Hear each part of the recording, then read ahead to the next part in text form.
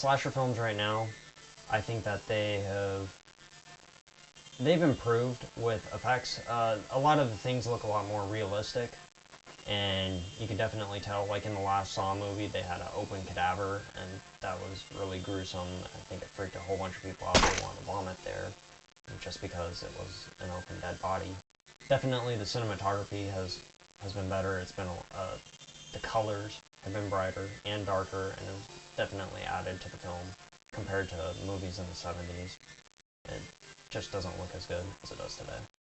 Before, I think a lot of people were saying that they wouldn't even go to see a horror movie because it was just quote unquote too scary, or it was just, there was no point. It was all blood and violence, and in a lot of cases that is still happening. With a movie like Saw, there is still a lot of blood and gore.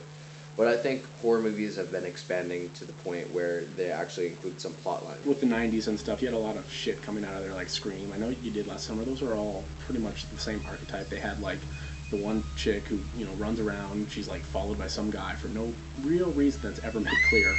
And, then, like, all of her friends die. Of course, she usually triumphs because it's American cinema. The good guy always wins. So...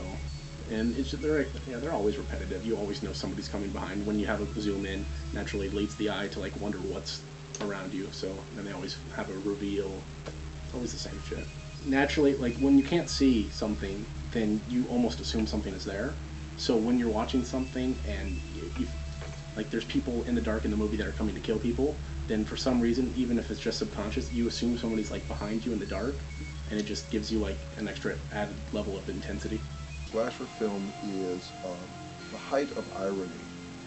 Irony is when you've got a message that's pointing in two opposite directions at the same time. And the extremity of it, the extremeness of these films, makes it rather easy to not take them seriously. But they're a delight because they point in two opposite directions. That's just two market segments. There's obviously also the people who are just would never go near them. I have noticed that people who have had more traumatic lives have really no room in their hearts for this. Like back in the day, they would just soup up whatever they could for like fake blood, like chocolate syrup, or like cornstarch and syrup and all that stuff like that. But now, they can just like go on a computer and boop, boop, boop, blood. There. I wanted to become a horror makeup artist because I've been watching horror movies since I was a little kid, and I really like doing makeup. It lets me be artistic in other ways than just painting and, drawing and whatnot. I get to work with people, and I like doing that. The industry is really big on special effects and makeup right now. There are a lot of, there's a big demand for horror movies right now because that's really big. And you can't do a horror movie without makeup. We're getting better and better at these special effects and things.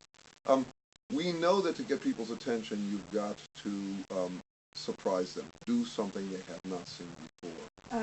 Right now I am applying a mixture of fake blood, Vaseline, and black eyeshadow to Kayla's head. Basically, a lot of the stuff that I use is just stuff that you have at home. I make my own blood out of corn syrup, red food dye, blue food dye, green food dye, and water.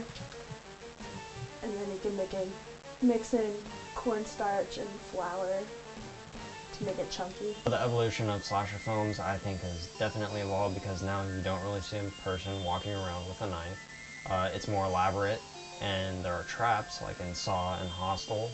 You see people that in Hostel, they're going around in different rooms, and you don't really know what exactly is going on until you're kind of being pulled through it along with the main characters of the story who doesn't know anything. And there's a doctor in the scene, and you're led to believe that, oh, this man has turned against them, when it turns out that this whole organization in Hostel is about torturing people. And that's one way that slasher films have definitely evolved, is that it's no longer a person stalking people, killing people. It's more elaborate, it's planned, it's a game plan. As in Saw, when you watch it, the tagline for that, I want to play a game, that just shows you how slasher films have evolved. It's a game now. It's no longer hide and go seek. It's more of kind of a Monopoly game, something that's planned out, strategic, and definitely evolves from that.